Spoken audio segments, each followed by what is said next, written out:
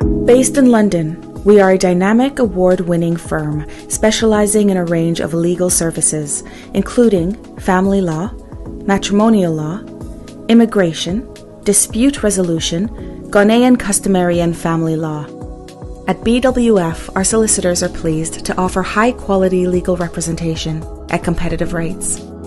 Our senior partner, Bernardo Wusu, has over 29 years' experience as a lawyer in the UK.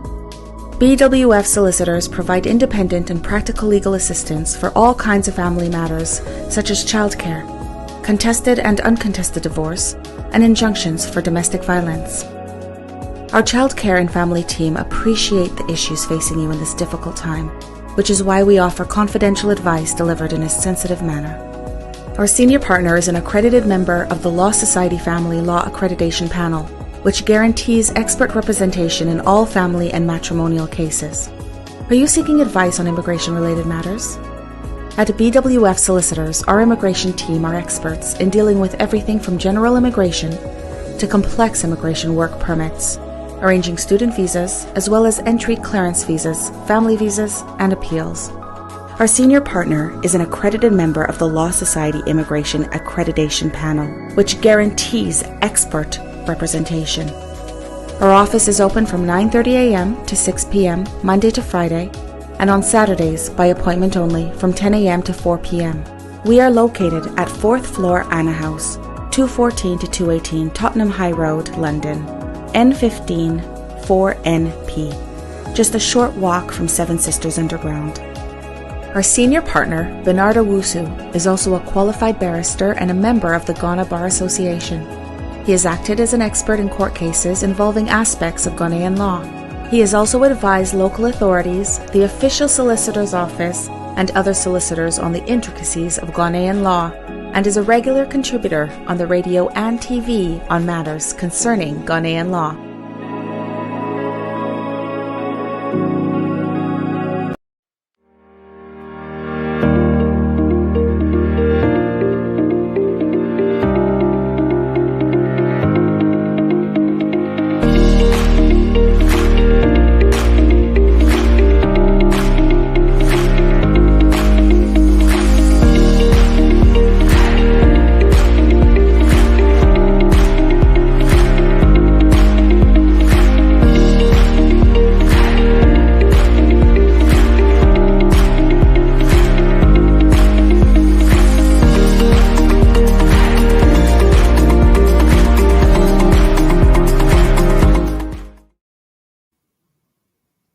Hello, ladies and gentlemen. You are welcome to today's show, Hanging Out with BWF Solicitors. I am your host, Vicky Newton. Today's topic is charity workers being sponsored by charitable organizations to come to the UK. You might ask yourself a few questions. Who really is a charity worker? How can, a registered charity in the UK obtain a sponsorship license? These questions and more will be discussed today with my very own partner and solicitor, BWF Solicitors, Mrs. Eunice Achampong. May I also remind you this program is live on all our social media handles at BWF Solicitors. You can send in your questions, send in your comments on our social media platform, especially Facebook. We'll be able to pick all those questions up, and Lawyer Eunice will delve into it and discuss it. If you prefer to call me live in the studio, of course you can do so on this number 0744 8619 711. The number again is 0744 8619 711. May I also lastly remind you that BWF Solicitors is a well-known accredited solicitor firm in the UK. Their specialties are immigration and nationality, Ghana law and practice, family law, and dispute resolution. And you may ask, why is Vicky Newton, so much into BWS solicitors? Let me tell you why. This firm has been awarded so many times. So it's an award-winning law firm, and it also has over 29 years experience in the UK. They also have a very strong client, recommendation and review, law and society and specialist accreditation for family and immigration law. This and many more is the reason why I always go to BWL solicitors, and will also entreat all my viewers to also, go to BWL solicitors if they have any issue with immigration and nationality, family law, dispute resolutions, just to mention a few. Right.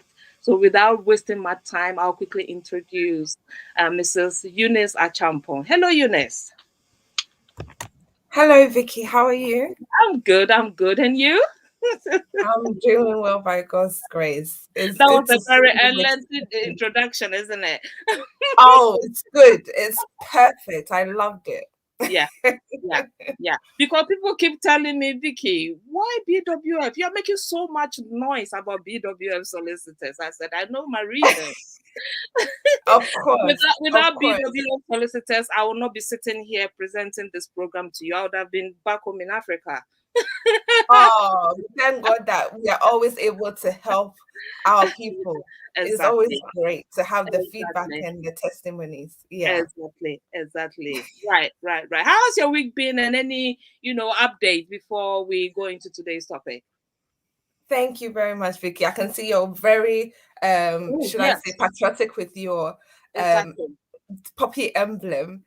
It looks Yeah, great. And I know that this week has been Remembrance Week for most of the UK, yeah, especially in regards to remembering those that passed away during the World War One and Two. And so we know that many wars have occurred around the world, and we share the heartbreak and we share in the mourning of those that have passed away, but we also celebrate the hope that we have mm, in seeing that our world also becomes one. They said technology has brought people together because social media and everything else makes us a global village. But let's hope that it does that for positive reasons and not the negative reasons. So, yes, by God's grace, my week has been good, busy, but good.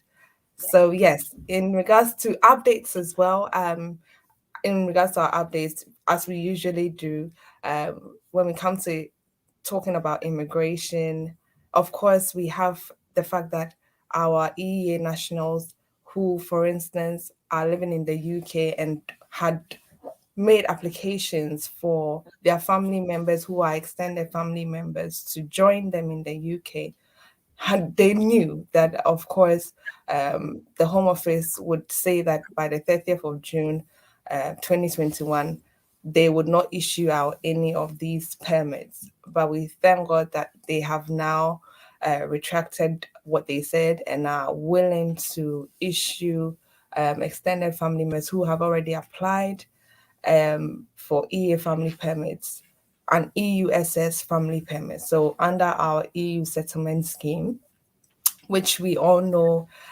is still ongoing, EA national family members can still join them here in the UK.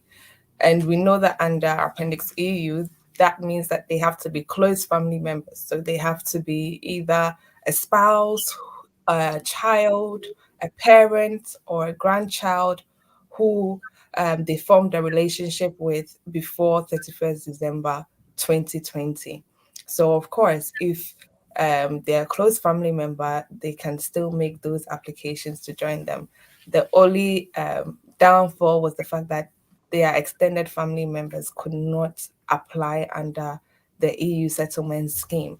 And so, if applications that were made before the 1st of January 2021 have been granted, then it will mean that those extended family members can now come into the UK under the EU settlement scheme.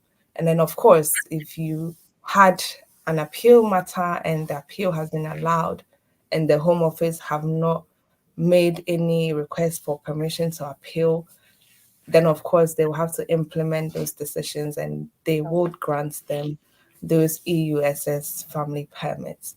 And then also, I will also take this opportunity to let those viewers who have made applications recently and then are looking to make applications know that their priority service for entry clearance applications is Mm. now on. I saw that this week they brought it back where you can pay for priority service to have your entry clearance decision made in within a period of at least 5 days rather than waiting for the 3 month period, and sometimes it can even take longer, up Longer. to 5 to Mm. 6 months for a decision to come through. So if you want a quick entry clearance decision and you are willing to pay for the priority service, which is just over £500, in addition to the application fee and any IHS if relevant, then that is also something that you can also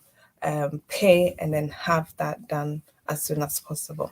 So, yes, Vicky, those Yeah. are a few of the updates that I have. Okay, brilliant. Thank you so much. Now, why talk about charity workers today? Do you know what? Because I You are maybe amazing. I'm telling you, you are so amazing. You know, you just take us by surprise. I've never even thought of it. That, it's good. when I saw the topic, I was like, wow. 1 minute Yeah. talking about businesses, the next minute talking about individuals, how to regularize their stay and the different routes. Then charity workers. I said, wow, this woman is amazing. Now tell us. And it's because I before I went into university, I was doing a lot of charity work, and Mm, also that most churches also come under our charities commission. So those things have been things that I've surrounded myself with ever since I was a young girl. And mm, so to talk about charity workers, people who know me and people who will want to know me would know that I'm the kind of person who just loves to give out what I give us. have. Like even if it's my time, I will try as much as possible to give out as much as is needed of me if I'm not working. So yes, charity workers. When it comes to charity workers, we're not just talking about the charities that we know really that are big in the news, like children in need. Yes, so Mm, children yeah. in need is one of the biggest ones. We're not just talking about children in need. We are talking about those small charities as well who may not be on the news and may not necessarily know people.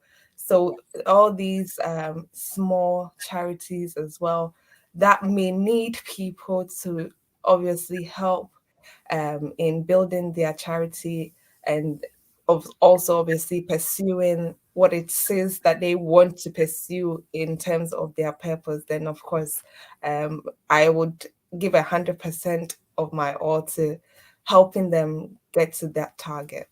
Mm, mm, mm. Amazing. So that leads me to my next question. I know who a charity worker is, but for the Mm. benefit of someone watching us, what does Lawyer Eunice mean by charity worker? Who is a charity worker? So it's not my definition. In this It's context. the definition that the immigration rules have given. So when we Right. look specifically at our immigration rules, there is the section in regards to temporary work, charity worker.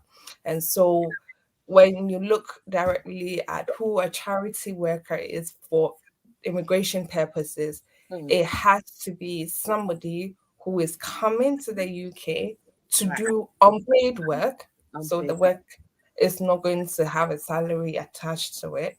And then they will have to be fulfilling a role which Yeah. is eligible under the charity worker route. And so that role specifically will have to show that the charity organization that they are coming to work for will need them to be able to do a role that will advance the purpose for which the charity organization Mm, has been set up. So mm. that is the definition of a charity worker for the purposes of the immigration rule. Oh, okay. All right. Now, how can a registered charity in the UK obtain, a sponsorship license? So, like I said, it's not just the big charities we know, like Children in Need or Oxfam or Yeah. Save the Children. It could be a church, it could be a mosque. Most Mm, of our religious organizations are charities. So, as long as the organization is registered under the Charity Commission in England or the Charity Commission in Wales or the charities regulator in Scotland, then we can classify that organization as a charity. And right. so it could be a charitable shop, it could be a charitable organization that is helping vulnerable people, it could be the Mm, homeless, it could be trafficked people, it could be any organization whatsoever who is registered with the relevant regulator. right. So yes, sometimes people will say, so doesn't matter the size. Not really. It doesn't matter how big or small the organization is. If they want to apply for a license, they would need to be able to provide evidence as to the kind of charitable organization that they are. And what the Home Office usually does is that it does certain background checks in regards to the organization. And because they always need three key roles within the organization, it will do a background check on those key roles and obviously would want to make sure that there hasn't been any criminal record from any of them whatsoever. They haven't been in breach of any immigration rules whatsoever, or even if they've applied for a license before, that it hasn't been revoked before or it hasn't been suspended before. And then, of course, that they are not bankrupt people. And it will do those relevant checks just to make sure everything is intact. And so, in regards to those three relevant rules, that organization will have to provide the Home Office with the names of people who will be the authorizing officer, for instance, Mm, that will basically head up the whole process of allowing charity workers to apply to come to the UK. Then you have like a level one user and a key contact person that the Home Office will also liaise with. So all these people will have to provide evidence of the fact that they haven't had any criminal records whatsoever. And then in regards to the fact that it's a registered charity, they will have to provide their number because every um, registered charity has a reference number. And if they are an organization like a church, usually they will have something called registration as a place of worship. That can also be provided if they are generally like a charitable organization that may employ people. Maybe they don't even employ anyone, but they have a premises that they use. They mm, can provide evidence of the premises that they use, whether it's rented or is bought and it's their own. They can provide evidence of this. If they have an employee or employees, they can provide their HMRC, PAYE, any sort of statement of accounts that show that they have obviously mm, made known to the HMRC any accounts or finances that they are receiving and the rest of it. So there's a whole list of evidence that they can provide to the Home Office in regards to their registration as a charitable organization. mm. And then, of course, when it comes to the license, usually if you were to employ somebody on a permanent basis, that would be called a worker license. But Okay. because this role as a charity worker is on a temporary basis, there is also the temporary worker license. So these two different licenses can be obtained at the same time. So if you are making the application and you think that you would also want to employ somebody from outside the UK to come and work in a permanent role, Mm-hmm. then, of course, you will need to apply for both the worker license and the temporary work license. Mm-hmm. And they can grant both licenses to that same organization. So, where, for instance, that charitable organization has a worker license but does not have a temporary work license, then they will have to make the application for the temporary work license Okay. um, instead of just having the one worker license, because we all know that that role is not a paying role. So, of course, they will need to have both to be able to allow somebody from outside the UK come and work within that role. Oh, all right. Okay. Right. Okay. Yeah. Ladies and gentlemen, if you've just joined us, this is Hanging Out with BWF Solicitors. Today's topic is charity workers being sponsored by charitable organization to come in the UK. And with me is Mrs. Eunice Achampong. She's a seasoned solicitor and also a partner at BWF Solicitors. She's the one taking us through the questions and the process of, you know, helping charity workers to be able to come into the country.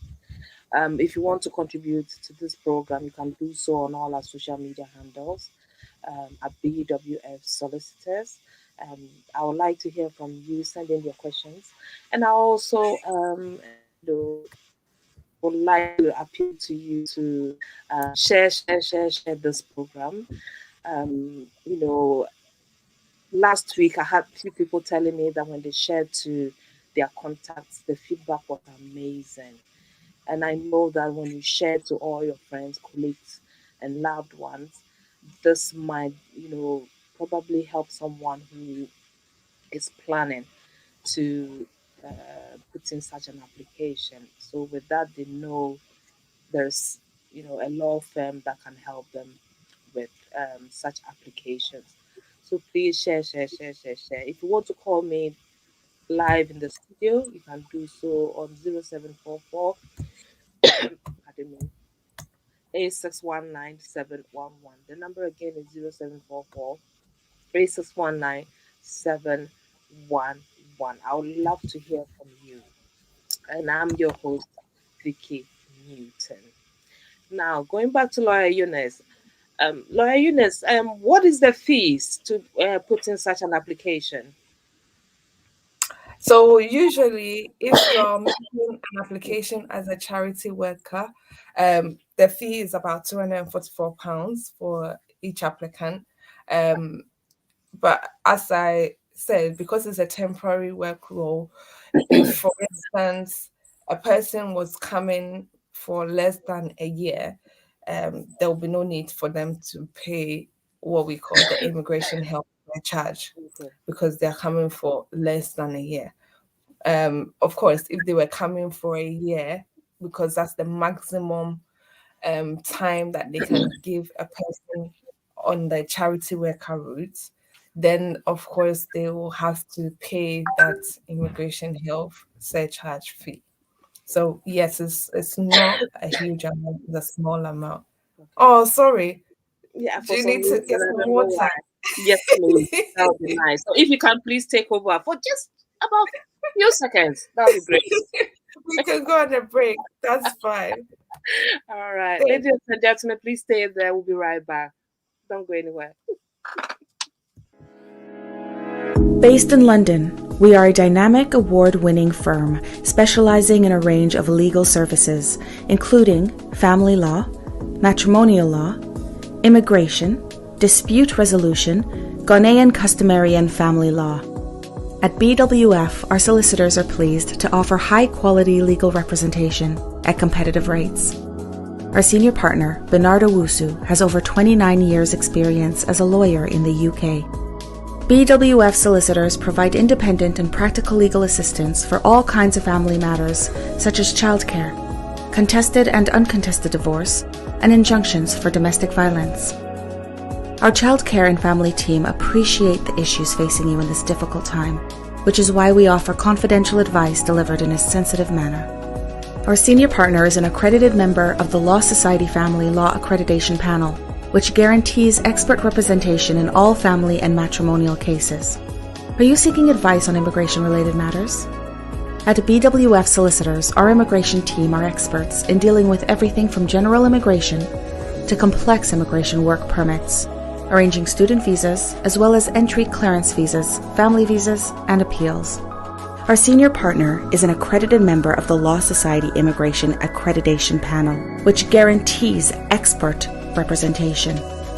Our office is open from 9:30 a.m. to 6 p.m. Monday to Friday, and on Saturdays by appointment only from 10 a.m. to 4 p.m. We are located at 4th floor Anna House, 214 to 218 Tottenham High Road, London, N15 4NP, just a short walk from Seven Sisters Underground. Our senior partner, Bernardo Wusu, is also a qualified barrister and a member of the Ghana Bar Association. He has acted as an expert in court cases involving aspects of Ghanaian law.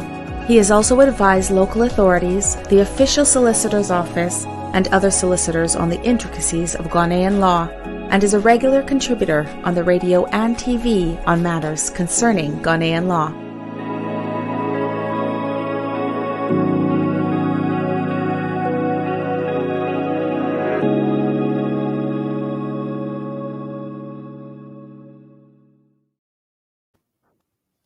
Welcome back, ladies and gentlemen. Thank you, Laura Eunice. That's okay. That's okay. That's fine. Right.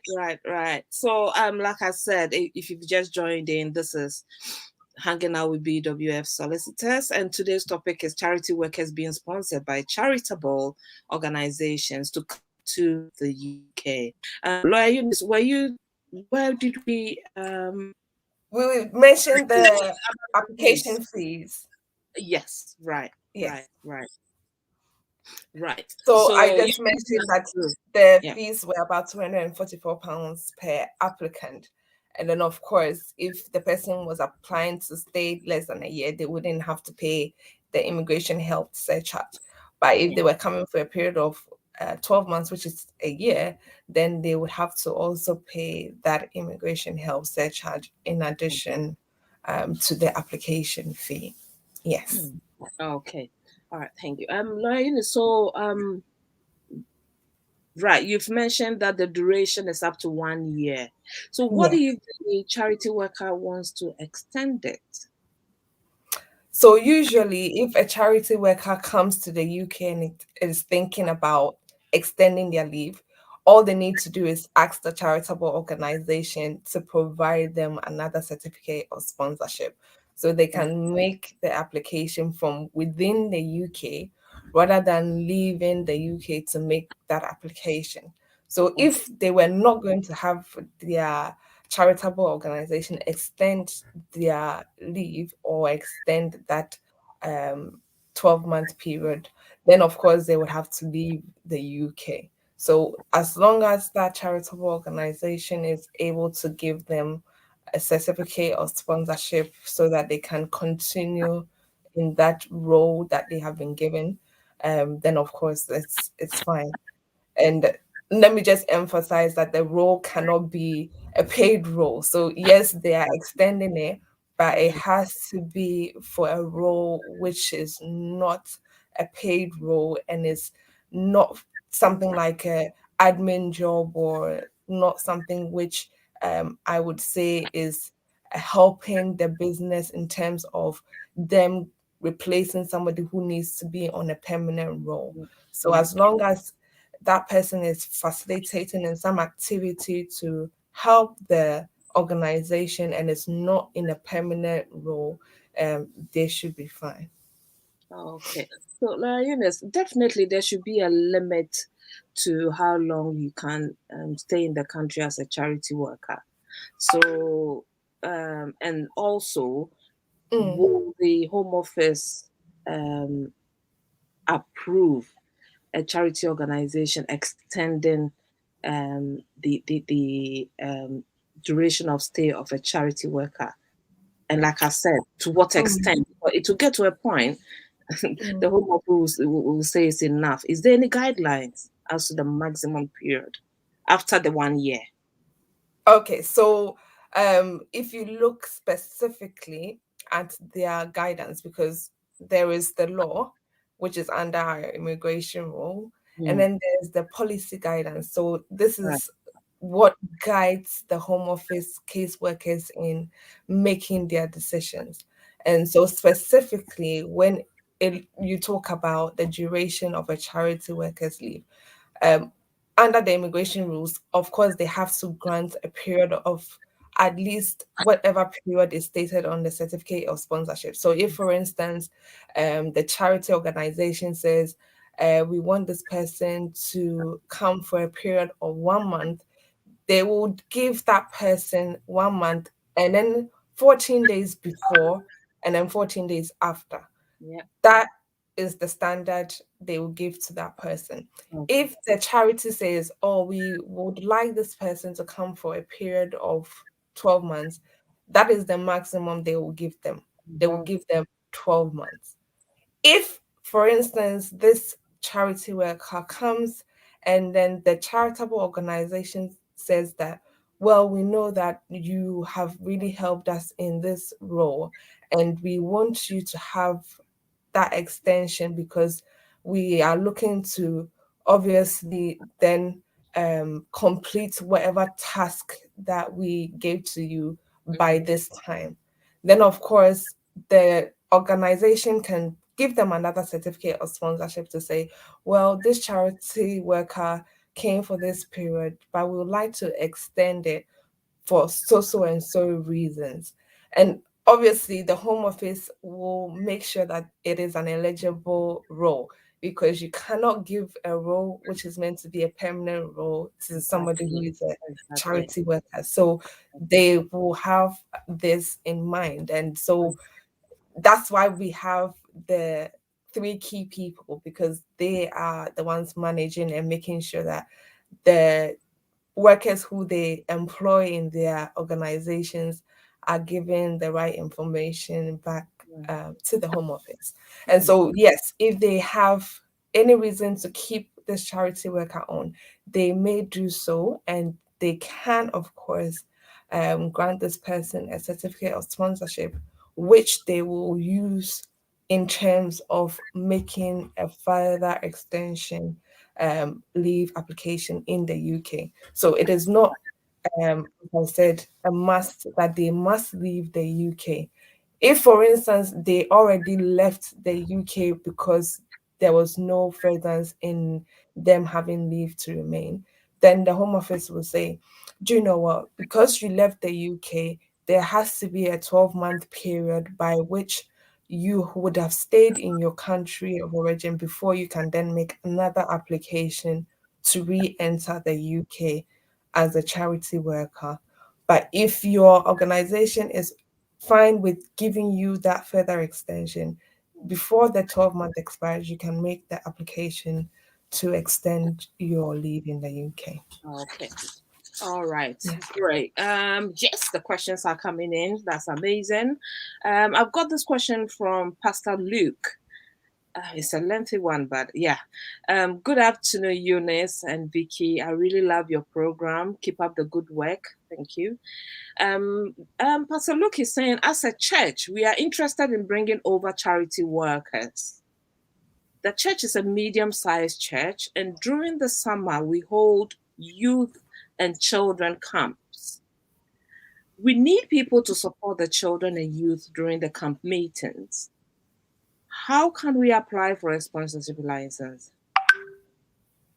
So, Pastor, look, if you have a charitable organization, which I believe your church is, because of course, we have to emphasize that it has to be registered with the Charities Commission, either in England or in Wales or the charities regulator in Scotland. So wherever you are in the UK, as long as it's a registered charity, then you would be eligible to apply for a sponsorship license. And so, of course, I said before, if you're a small church or a big organization or a small organization, it doesn't matter the size. As long as you can provide evidence that you are registered, first of all, that should give you the go ahead to Yeah. then obviously give the application a nod. Then you also have to be able to provide to the Home Office that you will have three key people who will be able to, should I say, manage the affairs of having these charity workers come here into the UK. Okay. If you are looking to have just charity workers come and help, then you can apply for a temporary license. But if you think that going forward, maybe sometime in the future, you would also want to employ people within a permanent role in your church, then it will be better to apply for a skilled worker license Oh, and a temporary work license as well. So what happens is that, of course, when you're making the application, you will put both categories in the application so that they are aware that they are giving you both a license for a worker and then also for temporary work. And mm, then, of course, any evidence that they would need. So usually they need at least four different evidences from the four specified tables that they have. And so, just to mention a few, usually most churches will employ the pastor. So, as long as they've employed the pastor, the church or the organization needs to provide their HMRC PAYE number. yeah. They would also provide their statement of accounts, for instance, of their financial um, benefits or losses within the year. They will also need to provide evidence, for instance, that their building is a place of worship, and so it is registered, and therefore that certificate to show that their building is a place of worship should or could be provided. And then in terms of, for instance, whether the place that they have is owned or rented by them, they could provide their Mm, lease or their mortgage title deeds. And then some churches are registered under a head or the main branch. And so it will be mm, important that mm, you provide them the name for which yeah. your church is registered. So if your church is a subsidiary of another organization, then you will need to provide the name of the main organization, and then obviously that uh, charity number or registration number that they would also need. So these are quite a few of the evidences that he can present in terms of making that application, and it doesn't take too long. In making the sponsorship license application. So if it's a No. small organization, they just have to pay a fee, which is about just over £536. And then those that are big churches or big organizations, they have to pay 1,000 plus in terms of the application fee. And then Okay. once you are ready to employ a charity worker, for instance, you will have to pay something that they call, an immigration skills charge. So that is the Home Office charging you for each and every person you decide to bring into the UK. Oh, okay. All Yeah. right. Okay. Thank you. I hope Pastor Luke has understood the explanation you've given and answer to his question. If Pastor Luke would like to, speak to Lawyer Eunice after the show, Lawyer Eunice will leave her details for you to get in touch with her. Yeah. Yes. Stacy would like to find out if her brother applies and he's granted a visa as a charity worker, um, and comes to find a job, can he switch to that route instead? So, for instance, somebody has come on this charity worker route, and then they are thinking, maybe I want to stay in the UK. I don't want to return to my country. So Mm, I would find another means of extending my leave here in the UK. As long as that person finds an eligible route. So if they can meet the requirements under that specific route, then they can obviously make that switch. So the guidance is very clear. Um, yeah, if, of course, you don't meet the requirements, you will have to return to your country. And the usual cases, if your leave ends, you have to return to your country of origin, country. unless you can meet the requirements of that eligible route. So, for instance, in her case, if her brother is saying, I've got a company who can sponsor me, so they know that I have a charity worker license, and and of course they are willing to make sure that they give me this job. And so if they're giving him the job, Yeah, they can't just give it to him without giving him a certificate of sponsorship, because he's not somebody who will have any other leave unless he's given a certificate of sponsorship. So he's looking for work that will grant him a certificate of sponsorship that would also let him meet the required necessary yeah, arrangements. So it could be that, for instance, he's making an application to become a police officer, let's say. And because he's making that application, he needs to be able to meet the required skill level. So they need to know that obviously his skill level is above a level three or a level three onwards. And then they need to also know that in regards to his English language, either that he's got an undergraduate degree or he has something that they call the IELTS, and he meets a level B1 or onwards. And they also want to know whether he, um, Mr. whoever his name is also somebody who is making an application either for a salary job that will meet the government's threshold of 25,600, or his job that he's applying for is within the shortage occupation list.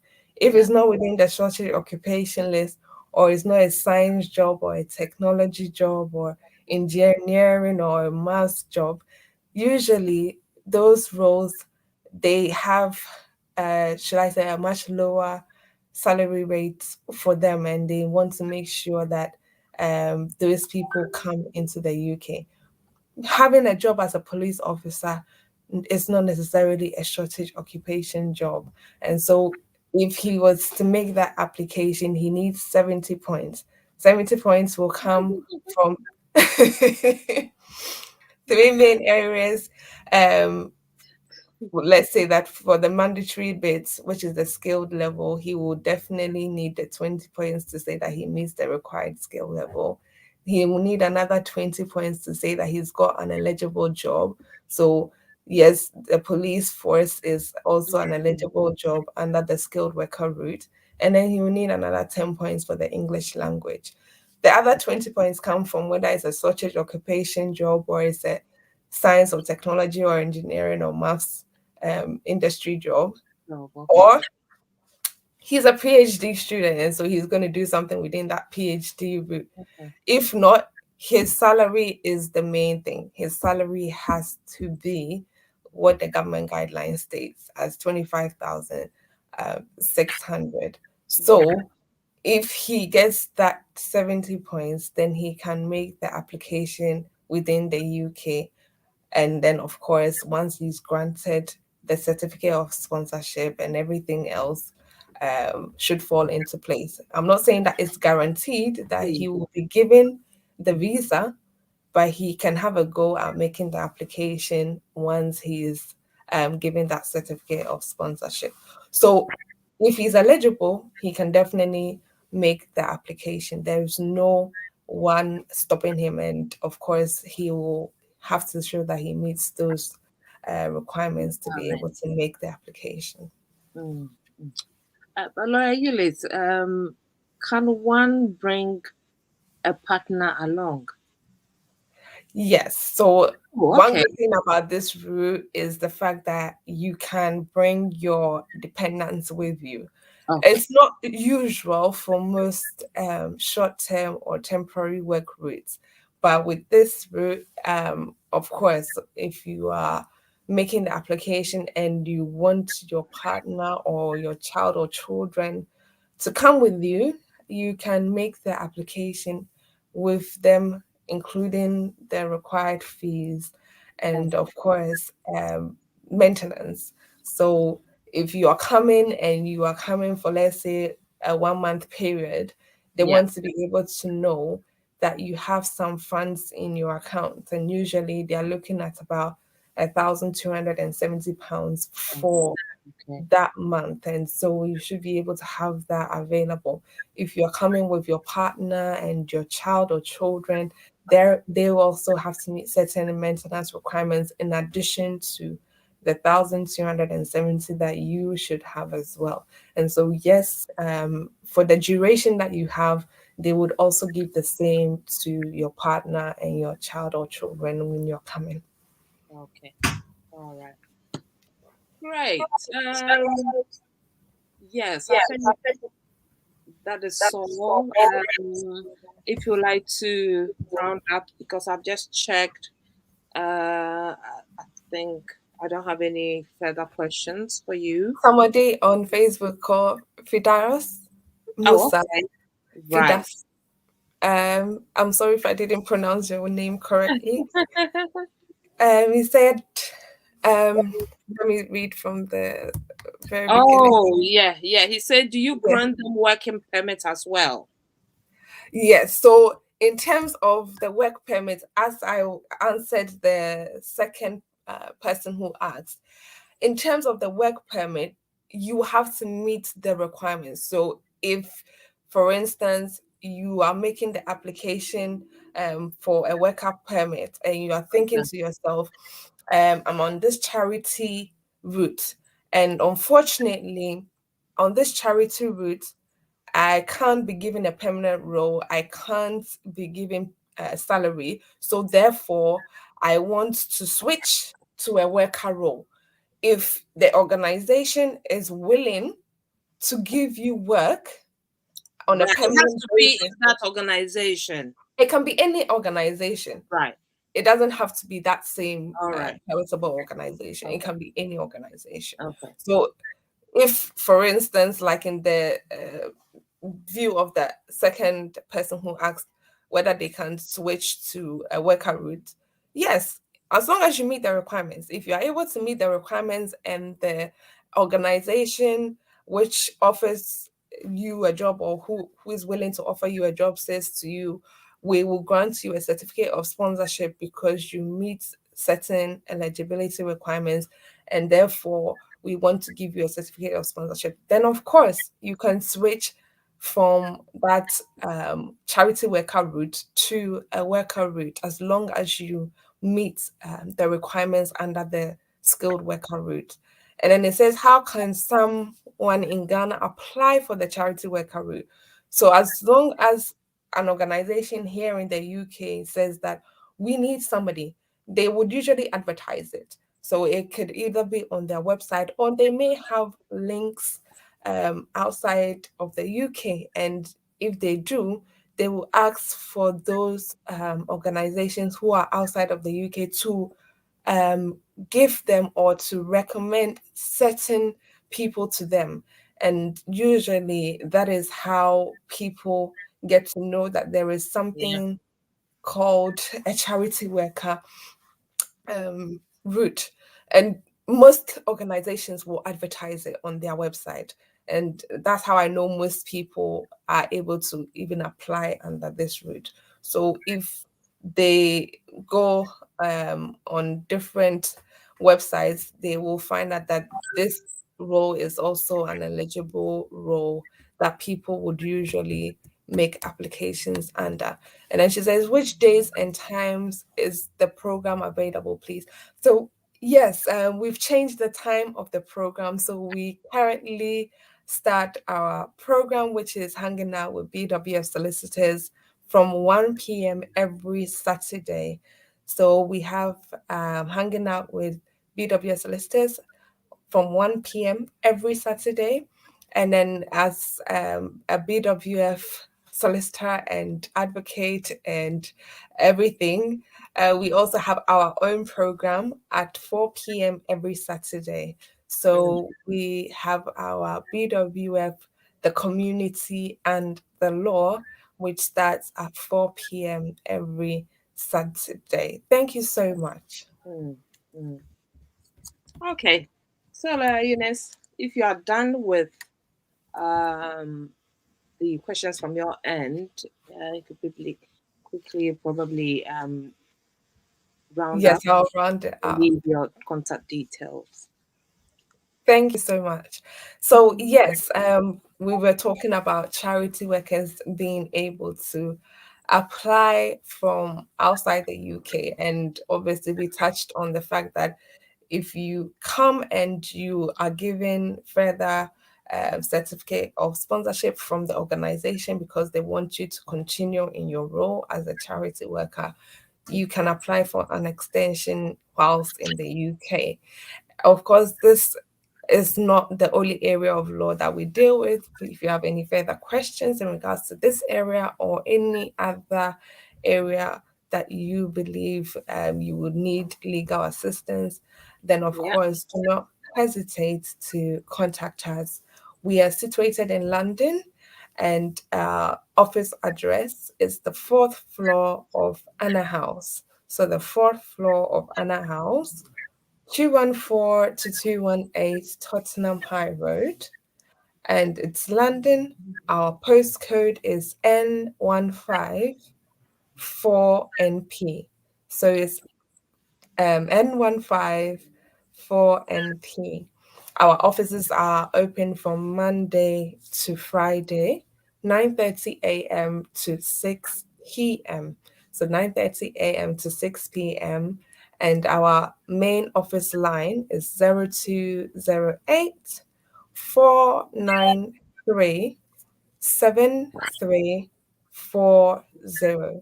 So it's 0208 493 7340.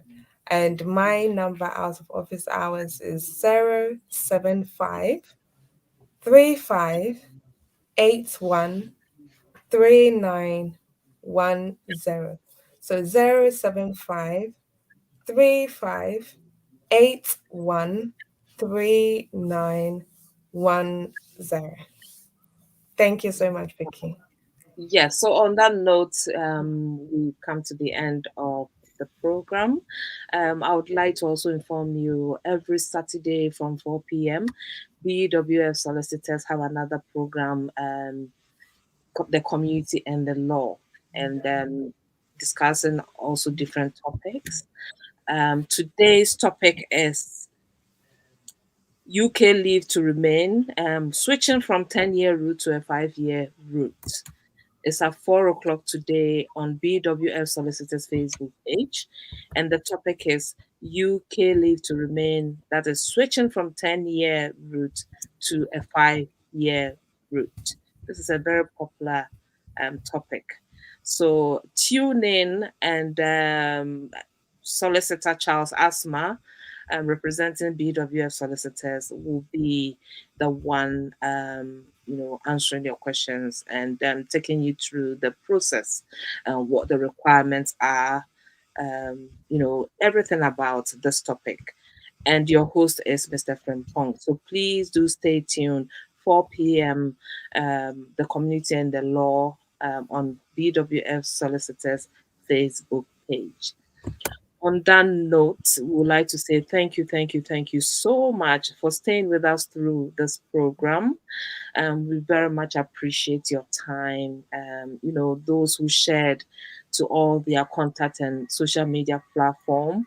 I also like to take this opportunity to just mention some few people who join us on our social media handle, contributed to the program. Because of time, if I'm not able to mention your name, please do forgive me. Louisa Asante Amoa, thank you so much. Ferdows Musa, Thank you, Nana Ajeman and Sandra Fraser. Thank you so much for your input. Those who I wasn't able to mention, please do forgive me. We do appreciate you as well. So please do make a date with us, same time next week at 1 p.m. with lawyer Unisa Champong, and we'll come your way with another surprising topic. Until then, have a lovely weekend. See you next week. Bye-bye. Based in London, we are a dynamic award-winning firm specializing in a range of legal services, including family law, matrimonial law, immigration, dispute resolution, Ghanaian customary and family law. At BWF, our solicitors are pleased to offer high-quality legal representation at competitive rates. Our senior partner, Bernard Owusu, has over 29 years' experience as a lawyer in the UK. BWF solicitors provide independent and practical legal assistance for all kinds of family matters, such as childcare, contested and uncontested divorce, and injunctions for domestic violence. Our childcare and family team appreciate the issues facing you in this difficult time, which is why we offer confidential advice delivered in a sensitive manner. Our senior partner is an accredited member of the Law Society Family Law Accreditation Panel, which guarantees expert representation in all family and matrimonial cases. Are you seeking advice on immigration-related matters? At BWF Solicitors, our immigration team are experts in dealing with everything from general immigration to complex immigration work permits, arranging student visas, as well as entry clearance visas, family visas, and appeals. Our senior partner is an accredited member of the Law Society Immigration Accreditation Panel, which guarantees expert representation. Our office is open from 9:30 a.m. to 6 p.m. Monday to Friday, and on Saturdays by appointment only from 10 a.m. to 4 p.m.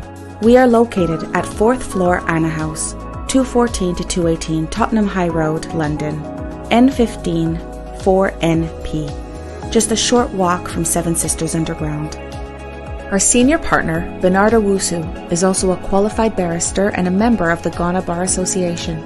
He has acted as an expert in court cases involving aspects of Ghanaian law. He has also advised local authorities, the official solicitor's office, and other solicitors on the intricacies of Ghanaian law, and is a regular contributor on the radio and TV on matters concerning Ghanaian law.